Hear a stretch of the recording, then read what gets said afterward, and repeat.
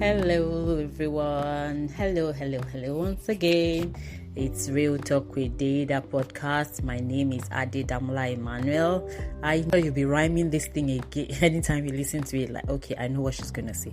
Yeah, you do. You try because you are the listeners and I really appreciate you. Okay. So I said the last time about your dating in your 30s, and I said the last time that there are still some tips that I was going to give you. I haven't forgotten. You're always in my mind. Yes, I would not leave my listeners hanging high and dry. So let's go to the other things that we're going to talk about today, which is the continuation, like I said. So let's the second thing is give up the games. Yes, when I mean give up the games, if you are an old listener, you know what I'm talking about. If you're a new listener, we're talking about the things you need to do dating at both 30s, right? So that's what I'm talking about. I had the first episode done earlier on in the week. That's last week. If you have missed out on that, you can replay and go and check. And then this is the continuation where we talk about it. So I said give up the games. When I say give up the games, what do I mean? I mean, don't fall into the trap of like you want to maybe talk to somebody, you want someone to be your friend. I'm not saying someone to be your husband, don't get me wrong. Like you want someone to be your friend, the same way you're going to approach a friend that is a lady, you can approach the person. You're not asking for anything out of place. Hello, hi, what's up, how you doing? And then before you know it, you guys will start talking, and then you just let your guards down. I said it last week, and if the person doesn't want to be your friend, excuse me, move on now. Rejection won't hurt you as much because you've done the work. You've done the work and you would heal just fine. So just understand that it's life and it happens, so it's not a big deal. Then the next thing is learn your money personality. Learn your money personality. This thing about money, people forget about it when they're dating or when they are in their highs. When I mean highs, that's what I call initial grad. I call it IGG. When you're in your IGG, you forget about the right things to talk about, and then you're talking about something else entirely different, right? You know your money personality.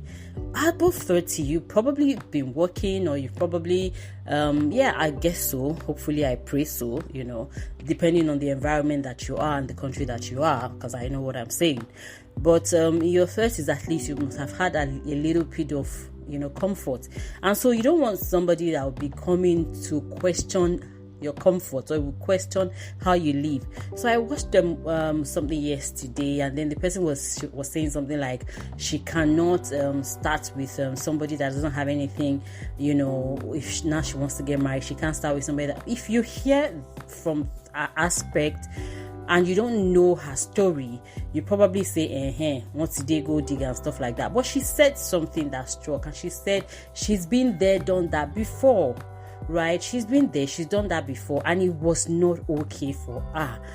So right now she needs somebody that will be probably on the same level with her, that would understand her money personality.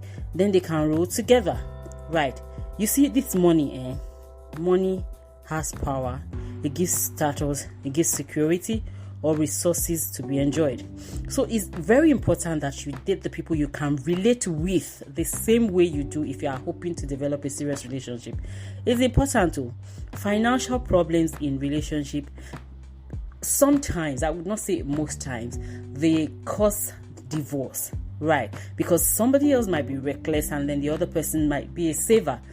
And if she doesn't understand the importance of, maybe the face will pass or praying for the partner or whatever, they can move their separate ways because they are just not speaking the same language. Then also, next thing is understand your own style of being clingy. Some people are too clingy, and it kind of frustrates a man. It kind of frustrates some ladies. It's not even all men that doesn't even like being clingy. Some ladies too don't even like it. They just familiar, that kind of thing, So understand your attachment style. and understand it so that when you're dating somebody, you would better understand yourself. It's easier to help the potential partner understand you too, right? It will make the potential understand you. Then you can now keep working on removing the barriers, because it's kind of unhealthy when you're so clingy. Yes, you need to be aware of your own, what are you afraid of, right? In being clingy, what are you actually afraid of? So you need to know that there's really nothing more to be clingy about. It probably could be the reason why some people are maybe in a relationship and then they break up, because maybe the person's kind of feeling suffocated, and guys, ladies, everybody has a personality. Some are introverted, some are extroverted, some are both, and they can relate with both. Okay, then the next thing you really need to do is to stop dating people for their potential. When I mean that, try and understand me. You don't have the magic to fix anyone, right? Chances are that if someone has been that way for the past 30 years, you won't be able to change them. So let me rephrase this. I'm saying that don't date people. Okay, let me say, don't date people for the potential you think you want to see in them. That's it. Don't date people for the potential you think you want to see in them. If they are this way at 30, they probably would only change for you because they love you, especially men, right? But then these things are deeper than that. So it takes patience on your path. So if you know you don't have that patience, then there's really no need to stress yourself, okay? Don't date someone because of the potential that you see in them. At 30, everybody's to metamorphose now. OTD, that's one must say, okay? Then lastly today, I would say be open-minded, right? Make sure you are approaching dating with an open mind. Don't approach dating with the intention that it must be, Don't limit your dating pool. Don't limit your dating pool. All these things about TDH and all that can handsome, it's all that can handsome. It's not all of them that makes a good husband. Okay?